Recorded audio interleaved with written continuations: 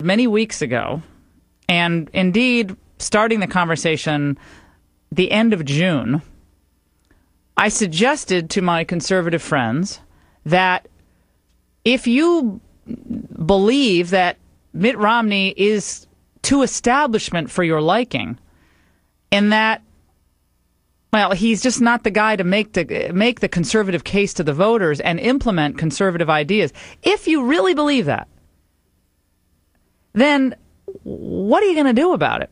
How are you going to stop this train that is speeding up, coming down the tracks with victory after victory? And I know we're going to find out the final certification in Iowa, and Santorum might indeed turn out to be the victor in Iowa, which is a fascinating story in and of itself. But nevertheless, with the organization, we've heard this ad nauseum, the 50-state strategy, all the backers he has an enormous amount of money, and he's run, for the most part, a very smart campaign. If you are going to take down an establishment candidate, you better have a strategy for doing that is laid out early in the game. Last time around, in 2008, remember, John McCain became the establishment candidate, and a lot of folks, including me, were out there, trying to rattle the cages and say, wait a second, the establishment has failed us time and again. It's not about vilifying John McCain or John McCain's a liberal. Who cares about that? What we knew at the time was that on key issues, McCain really wasn't a stalwart conservative. Not that he wasn't patriotic, not that he wasn't someone who fought for his country and deserves huge accolades for doing that and great honor for his service. But that, in the end, conservatism wouldn't be best served by him, and thus, according to our philosophy and our understanding, the country wouldn't get on the right track, because he would have a hard time taking on the Democrats who felt they had all the mojo, right? Needed a fighter. Well, oddly enough, back then, the anti-establishment guy was Romney. Then what happened? Well, a lot of people started thinking that Mitt Romney seemed to start looking like and sounding like the establishment, like he was next in line, that he should be the candidate because he almost was the candidate last time, which, of course, led Newt Gingrich to say, wait a second, you're the most electable guy, and you're the guy who couldn't beat the guy who lost to Obama. Think about that. You're the guy who lost to the guy who lost to Obama. Okay, who's the establishment now? So we're all scratching our heads. Back in June, we had this conversation. Conservatives needed to unite. Well, what happens now? So at this point, could we possibly come to this understanding that one person is not going to beat Mitt Romney? And I think you could make the argument that if you don't see that, you shouldn't be president of the United States. If you don't see that you alone are not going to beat him at this point, then maybe Mitt Romney is the right guy. Santorum is right when he said, look, Newt's crowing about being the best candidate, but I've beaten Newt in every contest. Okay? I've beaten Newt with less money and, frankly, a little bit less media exposure. Santorum beat Newt in Iowa and New Hampshire, but got to remember this big but, and I know Rick knows this. He is polling at about 5 to 8% behind Gingrich in South Carolina, and Newt clearly has the momentum going out of that debate. That's just a fact. Rick did well in the debate, I thought. I did really well. But again, this is take aside the personality. I don't care about the personalities. It's about, at this point in our history, having an opportunity to elect the most compelling figure to run against Barack Obama. And again, this has a way of figuring itself out, right? If it turns out that none of these non-Romneys can put this obvious equation together, maybe Romney is the right guy to take on Obama. Maybe he'll be better than all of them. Rick Perry should drop out of this race. And I know it sounds, oh, Laura, how can you say that, Rick Perry? And I like Rick Perry. I thought he was pretty cool in the last debate, except for that little problem with calling Turkey an Islamic terrorist regime. I mean, God bless him, but he's not put in the time to kind of know anything about foreign policy, and you can't be president if you don't know anything about foreign policy. Who should fold into whose campaign at this point, and why? You all are determinative in how this whole thing plays out nationally and at this moment. Who should fold into whose campaign? When we come back, your response to that question, who should fold into whose? And then this. The Romney campaign has created a new robocall featuring sound from yours truly and Rick Santorum back in 2008. All right, I told you that we would share with you a development in South Carolina that came to our attention yesterday from two of our South Carolina listeners. And we found out that the Romney campaign had put together a robocall from using audio from this radio show back in 2008 when I interviewed Rick Santorum. And they snipped the audio and put it out on thousands and thousands of robocalls that are ongoing in the state of South Carolina in the lead up to the Saturday primary.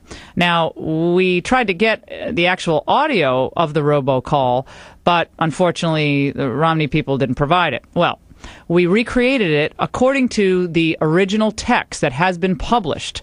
Let's listen.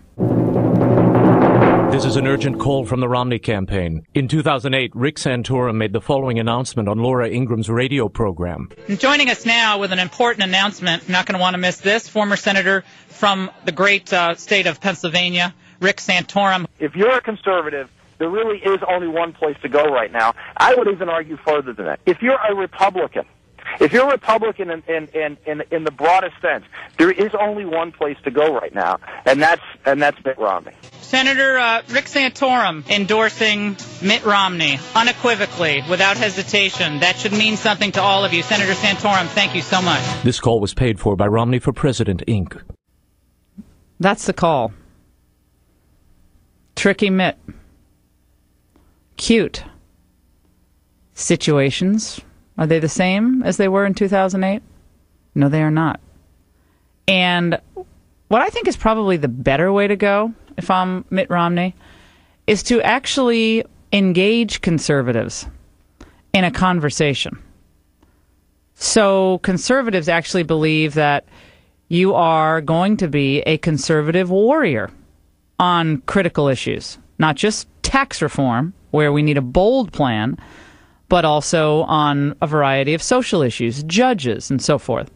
So why not just make your case to conservatives so conservatives feel comfortable rather than clipping old audio from 4 years ago to make it look like Rick Santorum is endorsing you? Doesn't that seem just...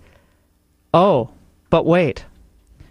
We actually have in our hot little hands a new robocall to respond to the Romney robocall. Let's listen.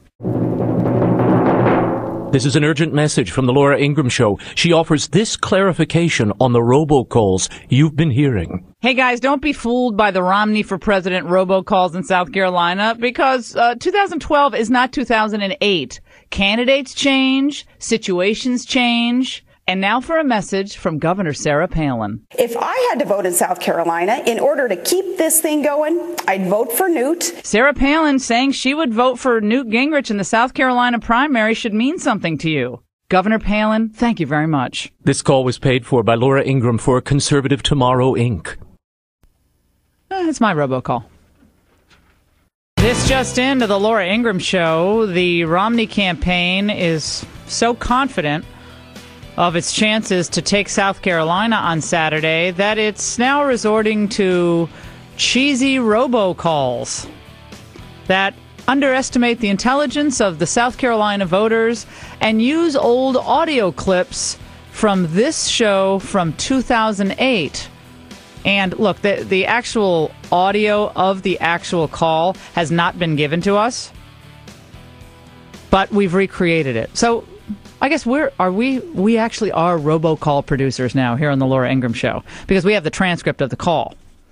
Just so all of you across the country know what you'd be in for if this campaign continued. As we find out that apparently Romney will not commit to any debate in Florida. Do you think Romney, if he wins in South Carolina, will ever debate again? Except in the general election against Obama. Interesting. But if you're so confident, and look, he has a lot of reasons to be confident, I think. If you're so confident, why do you have to do cheesy robocalls using old audio from the Laura Ingraham Show? Smack from our production facilities, we have recreated the dramatic Romney robocall.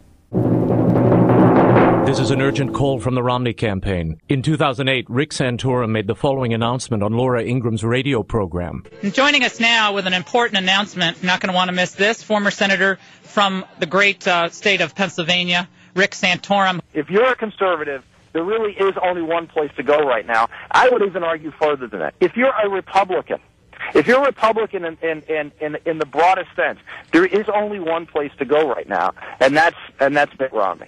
Senator Rick Santorum endorsing Mitt Romney unequivocally, without hesitation. That should mean something to all of you. Senator Santorum, thank you so much. This call was paid for by Romney for President, Inc. So that is how the robocall sounds. We just recreated it from the transcript that we received, using our audio that they used. Now, that was said in 2008. Absolutely, was said. My question to you is that cool? Is it cool, or is it... That seems like the kind of call you do when you're 20 points down. Right? I mean, when you're kind of desperate, that's the call you place when you're desperate, not the call you place when you're Mitt Romney. And the robocall isn't saying that Rick Santorum changes his mind, which is a kind of... That would be more, I guess, fair. Look, Rick Santorum accuses me of being a flip-flopper. Well, let's listen to Santorum in 2008. That would actually be fair. That's fine. But this seems to be actually a call that presupposes that the individuals hearing the call are so dumb, so moronic, troglodytes, who would believe that Santorum is not running for president and is just campaigning for Mitt Romney as a surrogate. Oh, right? It's just weird. And maybe, is it seizing on like shut-ins and old people without cable? I don't know. So it turns out that Gingorum has responded with their own robocall. This is an urgent message from the Gingrich-Santorum campaign. In 1994, he had this to say. I'm not trying to return to Reagan-Bush. In 2003, he added, I think people recognize that I'm not a partisan Republican, that I'm someone who is moderate, and that my views are progressive. We thank Governor Romney for this walk down memory lane. This call was paid for by Gingrich-Santorum for President, Inc. Oh, now there is an alliance. Well, it might have been just us having a little fun, but this could be wishful thinking on our part. Is it all fair game and no big deal? Or is there something else that emerges from this? I mean, I know it's a campaign, but that's obviously Santorum hasn't endorsed you. Things have changed. You were the anti-establishment guy then, and now you're the establishment guy, and things are different. So to me, it doesn't seem to make a lot of sense. But what do the voters think in South Carolina? Will the Newt debate performance and kind of the cheesy robocalls... Newt Gingrich had a leadership style that can only be described as leadership by chaos. The decisions that he would make today would be different decisions tomorrow. And a lot of the problems came from sort of the discipline that he lacked in order to get the job done. I worry about the Republican Party's chances to defeat President Obama if Newt Gingrich is the nominee. From moderate Susan Molinari from New York. From one moderate to another. I mean, I like Susan Molinari. She's fun, but... I mean, you're not going to convince conservatives that Mitt Romney is a conservative by putting Susan Molinari out there. I don't understand that at all. South Carolina, they don't even know who Susan Molinari is. She hasn't been on the scene for years and years, God bless her. Susan Molinari? I mean, my goodness. I mean, New York... Congresswoman, moderate. Okay, that makes us feel good. I find it kind of amusing. Believe me, I don't lose sleep over any of this stuff. But to me, if you're the front runner and you're up by 20 points, I mean, you just beat Santorum on the issues. I mean, the real issues. Romney has enormous experience in business and the economy. To me, it just seems this is kind of the thing you do when you're 20 points down. Maybe Romney has a lot of money. Maybe it's just fun. Maybe they're just having fun with this. Okay, Rick, come on. I mean, you like me. You're going to come work for me if you want. Okay, it's okay. Maybe they're just having a good time. Is this cheap for Romney or clever? Clever or cheap, cheap, cheap?